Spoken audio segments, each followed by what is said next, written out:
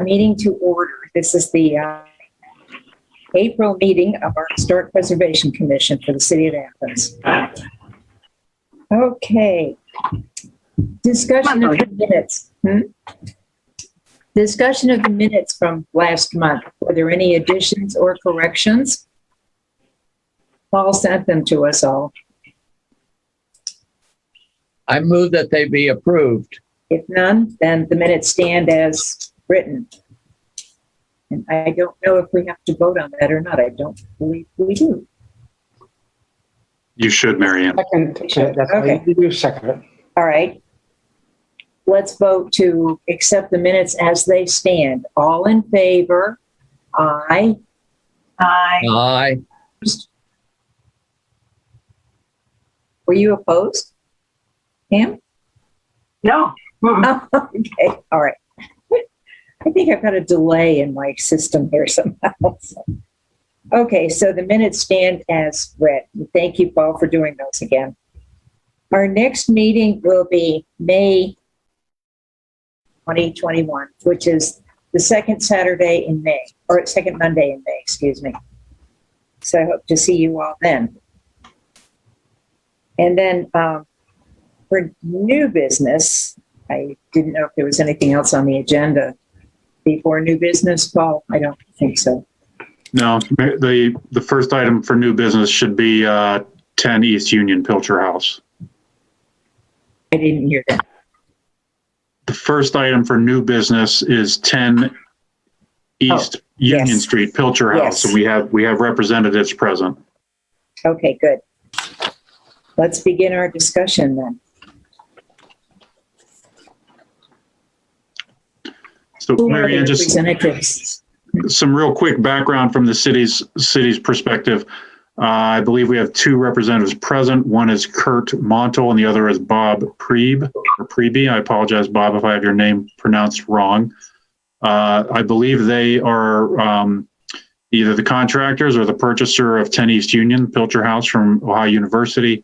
Okay. And they have submitted, they've been in contact with the city's code enforcement office about getting the permits that they need for improving the property and putting it into productive use. And so because the Preservation Commission was meeting today, they were in communication with the code office last week. I recommended that we get them to the Preservation Board as soon as possible to begin discussion. And I'll leave it at that. They're both present, so. Okay. I was a little, well, does anyone have any comments about what we received? I think we should let them describe what Let's let them talk. They're both on. Hi, I'm Kurt Montel. If you don't mind, if I have the ability, I'd like to share my screen so we can look at some pictures while we speak.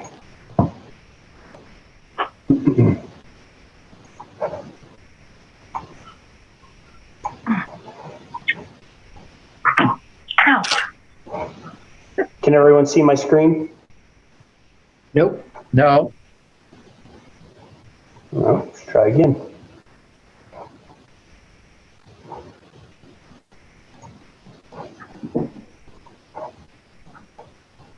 All right. Can you guys see a picture of the Pilcher House? Yes. Yes. Okay. So the general area we're talking about the possibility of removing is the enclosed porch area to the right of the structure. So scroll down here, we have a better zoomed in picture. As you can see, there's an existing plywood facade that the university put in place as the structure has deteriorated over time. So that's the proposed porch demolition that's described in the application. What I would like to show you, just to give you a perspective, here's a picture of the enclosed porch as it exists today. I took this picture this afternoon. There is a plywood floor, and then new structure in regards to 2x4s, etc. You can see the insulation protruding from the left of your screen in this little hole, and I'm going to zoom in and give you another picture of this. I'm just trying to give you a concept of how this was built. This picture is of that hole. It's a newer 2x4 construction with an exterior grade plywood to the outside here. Give you some more description. A zoomed in picture of the facade of the side that faces the now Schoonover Center. A couple things that I've noticed as I've reviewed this site is this particular porch area, I'm going to call it a porch, but it's enclosed, has a brick footer. The rest of the original Pilcher house has a sandstone footer, which to me implies that this was not original or has changed over the years. The other thing, if you look closely in regards to architectural elements, the actual exterior, what we're looking at here is plywood. You can see the graining of the plywood, or the grain of the plywood here. I don't know who redid this, but they did a pretty good job of trying to match. And I'm going to show you a picture of the other exterior porch here. They did a pretty good job at trying to match what is the original exterior porch and its facade. But they didn't do it perfectly, so we can see a lot of variances. For instance, the distance between the backs is how I would term that, is definitely different, and the material is different. This is of newer construction. But nonetheless, I just wanted to give you a couple details of what we've seen or what is at the site. And I'll get back here to our proposal in a second. The proposal that we have, so what we're trying to do, or what we need to do for this particular structure is currently there's an old galvanized water line that feeds the unit. The water line, the gas, and the sewer need replaced. Unfortunately, the only access we have to the basement structure is actually through this avenue where this porch area is. In order for us to get up to proper code and to be able to install a sprinkler system for this building for commercial purposes, we will need to increase the size of the water line for the structure. We will also need to replace the gas and the sewer line. These are all health and safety needs of the unit. Not to mention a lot of remediation, obviously exterior and interior to the structure. There's currently a hole in the roof. There are varmints, I think squirrels, not really sure, maybe some pigeons living in there as well, just to kind of give you an overview. So our purpose is there's a multiple approach here to us asking to remove this porch. There's a health and safety aspect to it.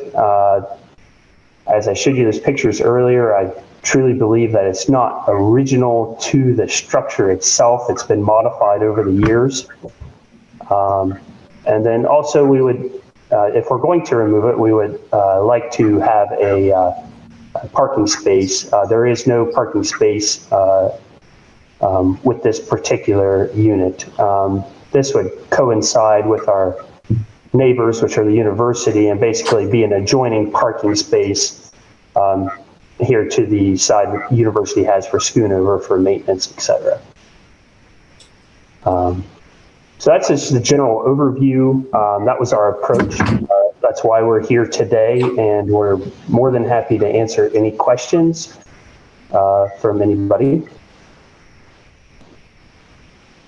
Bert? What are you gonna do? What do you plan to do with the property when it's all over and done with, when everything is done? Yes, sir. Excellent question. So, when we purchased this property, the university was very forward-thinking in regards to they had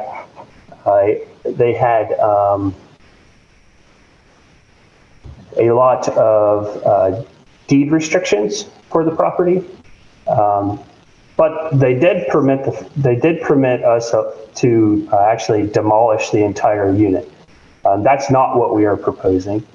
Our intention is to do as minimal work on the exterior as possible in order to create a commercially viable building. So with that said, we do have an intent to put our real estate offices in that particular structure, and then we'll also be looking for another tenant that could use that immediate access to the university and the city services, a courthouse, public services that we have available in that general area. So it'll be a commercial unit for office space with the intent of 2 leaseholders within that structure. Great. Kurt, can you tell roughly when that addition, because that was clearly not part of the original building, do you have any idea when that was added on? I do not. So I've done a lot of research. The Pilcher House is interesting. It's not an important structure in regards to our history with the university. So it's in the background of a lot of pictures, right? But it's not the focus of a picture. It's in the background of a lot of pictures that I've seen in regards to the green. A lot of great historic pictures from the university. So what I have seen, though, is approximately in the 1940s, there actually was a laundromat that used that facility. And there was actually an addition to the Pilcher House that no longer exists that connected to that same porch, for lack of a better word. And there was a public access or public entrance there when that laundromat was there. This was in the 40s, actually, and Union Street was smaller. It didn't have as large of a footprint as it does now. And there was a larger green space, less of a right-of-way is how I perceive that, and from the city's point of view. So that's really the only historical data we've been able to come up with. Like I said, unfortunately, there's not a lot of history specific to the Pilcher House itself that we have come across through the university archives. Kurt, how does one access that enclosed porch area? Is there an old window that's been cut out and turned into a door, or was there originally a door there? That's an intuitive question. I should have taken some more pictures to share today. So there are 2 access points to that particular porch from 2 separate rooms from the interior of the structure. One of which I can tell you still has the archway of an old window. That's exactly as you described. The other one has a door that can easily be seen is not original. What we have not done is remove the new drywall to fully understand what was there, if it was an actual access point or not. Yes. What I can tell you is there's 2 existing access points. One of the doorways that has the existing window archway existing that I can still see is extremely narrow. That access point is probably less than 30 inches wide. So I know it's not a natural doorway or not an original doorway. The other doorway from the front room is larger, but we haven't uncovered enough to fully answer if they had if that was an original access point or not. Pam, you may know some of the history because that was a post back in the 60s, 70s. and then the university rehabbed it into the legal department for John Burns. Yeah. So they did some renovation at that time. Do you remember what was done and when? No, I'm sorry, Mark. I don't remember at all. I'm curious about things. I wondered, Kurt, what you're planning to do with the elevation that you're going to expose when you remove the porch. If you know yet, we'd be interested in seeing what that is. And did you find out anything about why it's called pilcher? Yeah, two good questions. So from what I can tell on the interior foundation, what we would expose is the actual original sandstone foundation. So you would see a sandstone foundation, then a transition to the brick, which is obviously there. So that's what you would visually see. So we would be removing all the wood characteristics from that corner. So you would see sandstone and brick. Yes, I have done some research. My understanding is that the gentleman that it's named after was actually a cabinet maker. His role in Athens, I'm not going to say it was insignificant because we all have an important role in life, but it wasn't documented very well.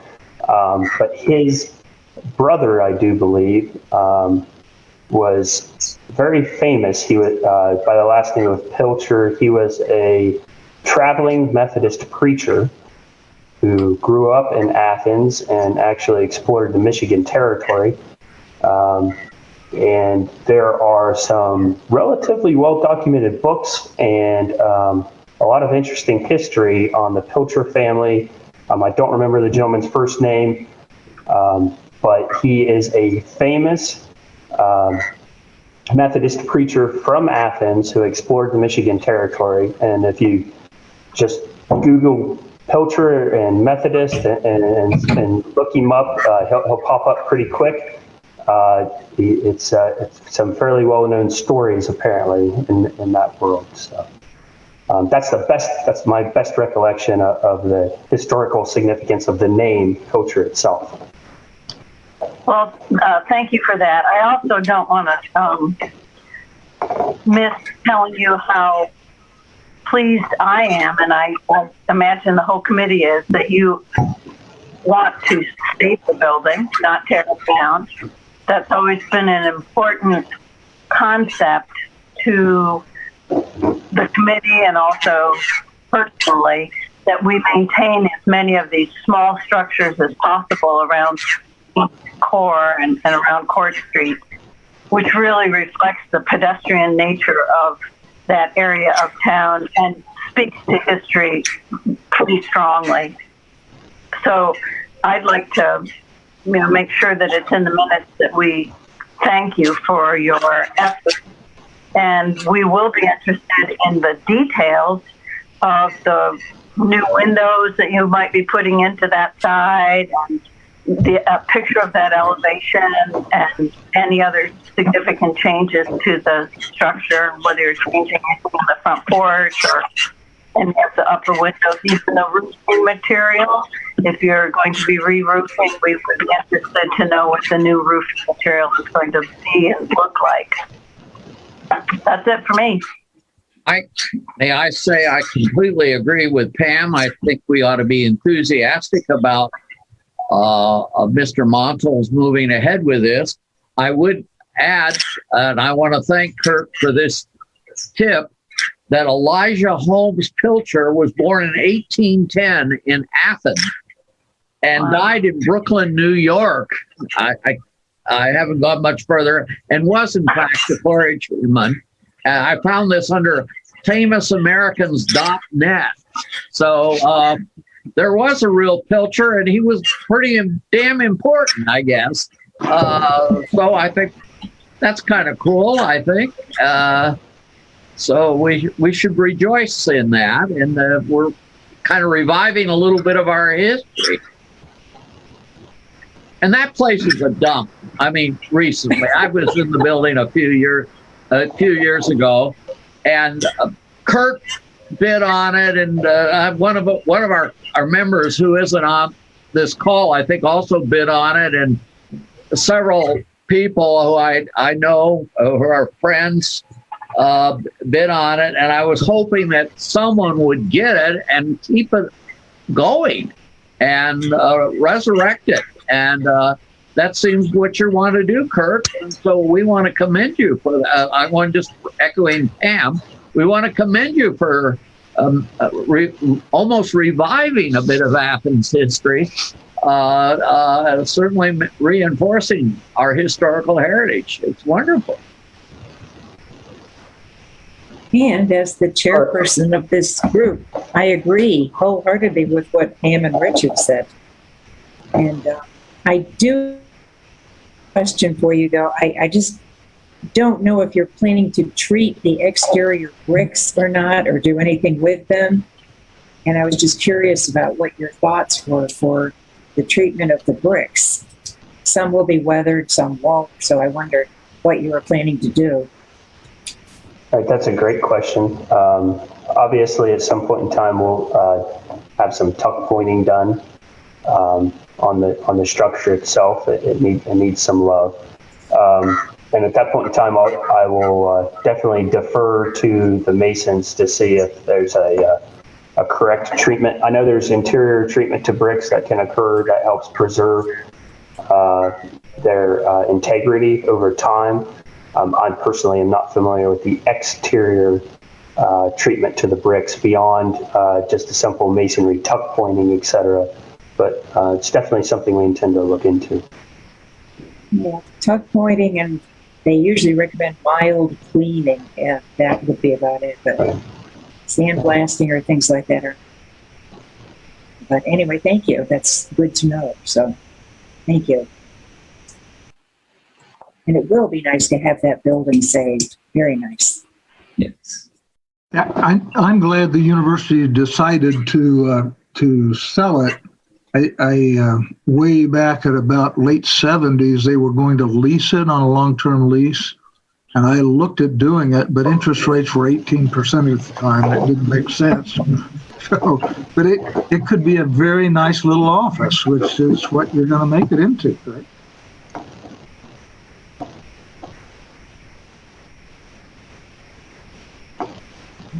I guess I have a few comments as well, and I totally agree with that. It looks like it's an addition to the building. Doesn't seem important to not destroy and take out. But I don't know what our committee's responsibilities end at or where we begin.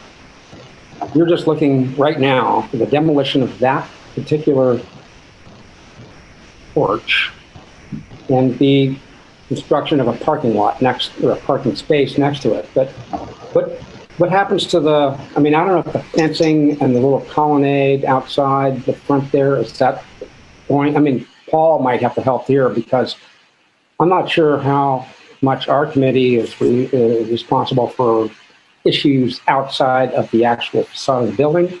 I know we have other people looking at streetscape and trying to make the streetscape of Athens uniform and fit in. The one thing that I noticed right off the bat, and when Ohio University did the renovations rebuilt Baker Center, obviously you're talking about matching the parking lot next door, which we never had anything to do with. There's going to be over a 30-foot wide curb cut, and I don't know how the city feels about that.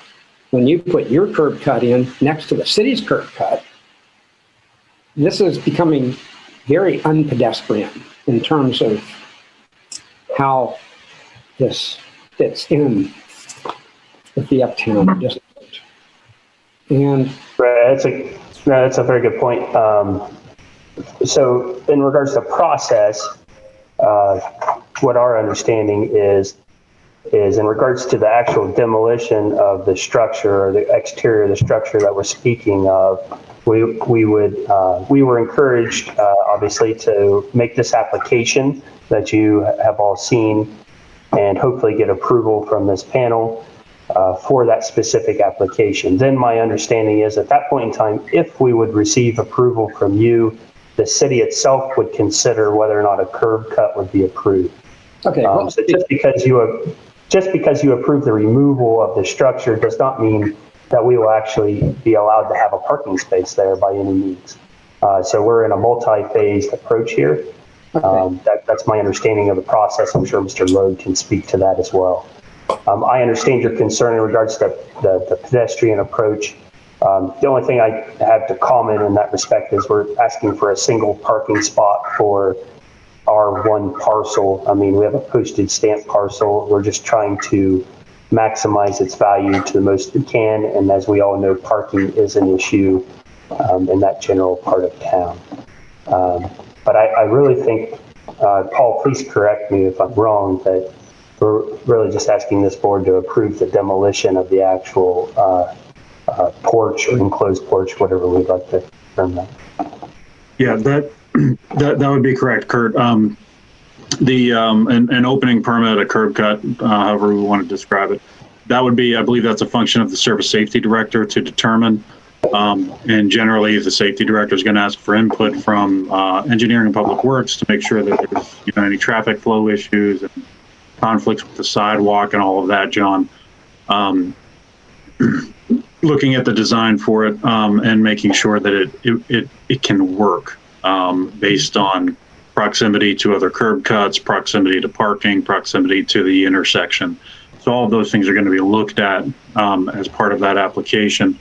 Kurt, my understanding was, and I could be wrong as well, was that your goal would be you need to get those connections to the city utilities. And so demolition of this enclosed porch that we don't believe is part of the historic nature of the building is clearing that out so that you can continue with your work.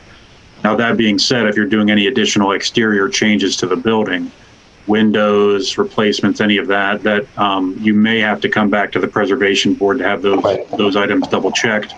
Any new additions you might do or anything like that, of course, would be within their jurisdiction as well. Okay. To John's point about the question about the fence, any of that, I don't know. My understanding of preservation, and I'll look back to the board and ask you all, but if it's we're looking at the building, not necessarily that landscaping, that would be part of the historic aspect of it. But I'm going to lean on Mary Ann and possibly Cyrus to see if they have any better insight on that than I would. No, we should be looking at the exterior of the building at this point in time and just seeing, as we were saying, the windows, the roof, as Pam said. Oh, you said windows, I guess, and then the brick treatment. Those are all things that we would be looking at, I believe. And any changes to the present entryway, that would be something we should see. I'm going to review historic photos of my own, see if I can find any pre-1940s photos that might show that area, see if there was a door there or a window there, talking about that second entrance to the enclosed porch. Mm-hmm. Well, and what I have, I'm sorry, I didn't mean to jump in. What I have seen is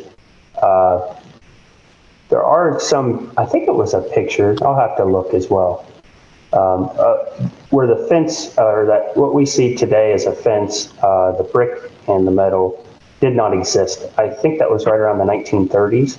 Now, that being said, we actually intend to keep that and just intend to shortening and shifting the fence over and leaving that that fenced-in area there. I do not have an intent of completely removing that feature, just so you know. We would like to leave that there. It creates a nice barrier so that students don't necessarily know boundaries, I guess we could say. So it creates a nice barrier between our property and the pedestrian. So do not have any intention of completely removing that fence. So. I was just going to say, as we all know, the building is on the National Register of Historic Places. And I also believe that there is an Ohio Historic Inventory form, and there might be a copy at the Historical Society. I don't know. Or you could go to Columbus. copy or Paul, and they'll get a copy for you. Okay. Mary Ann, I didn't understand what you said. You think that this building is on the historic register? It is on the National Register of Historic Places, I believe. Well, that's a So- good question, John. We should look at Well, that. yeah, Mary Ann, I guess my question would be, it is listed within the district, but it's not, to my knowledge, and please correct me if I'm wrong, it's not specifically listed as a specific place. It's listed as a district, which is, I And mean, it's still listed. That means it's still it's still listed. Yeah, exactly. It's still within a district. The specific building doesn't have its, there's not a plaque on the building, right? And So but that would be the difference. Kurt is saying that we have the ability right now is, right, Paul, to make decisions on buildings that are in the historic district. Correct? Right, exactly. So I Correct, think John. what Kurt and Bob are looking for is a vote from us as to whether or not this addition that they've described can or cannot be removed from the building with our approval. That's what they're looking for right now. So if they can come in and do their utilities in that utility corridor that will be created, but the removal of that addition, which in my opinion, looking at it, is definitely not original, but whether it was a historic entrance to the building, which was abandoned at some point in time, I don't know. It seems like the entrance is on the other side now to me. And I don't think, looking at like what I've seen right now, that it's objectionable to remove that part of the building to allow access for utilities. John, if you'll move that, I'll second it. My movement. I Okay. move. So, all in favor of what John said, that we are voting to approve the demolition of that addition that is obviously of newer material, not part of the historic building as it is, so that utilities can be arranged. And in the future, when any changes are done to the building, we will see plans or whatever materials would be used at that time. So is this agreeable to everyone? Have I got that understanding correctly? I think that's what they're looking for. And we're not approving anything else aside from the removal of that specific portion of the structure. Okay, so let's take a vote on this. We have a motion on the floor and it's been seconded. So all in favor, please say aye. Aye. Aye. I think, are we all in favor of this?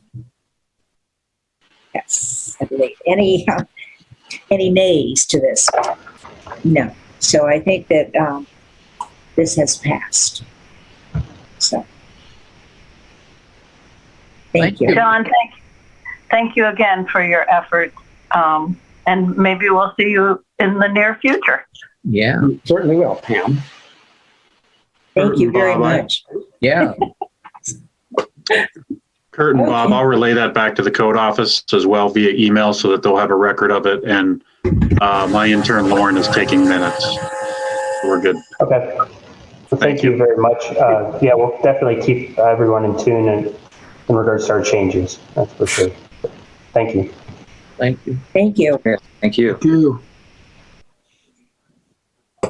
Okay, our next order. Is there other new business that we should be looking at, Paul? I don't have the agenda. So.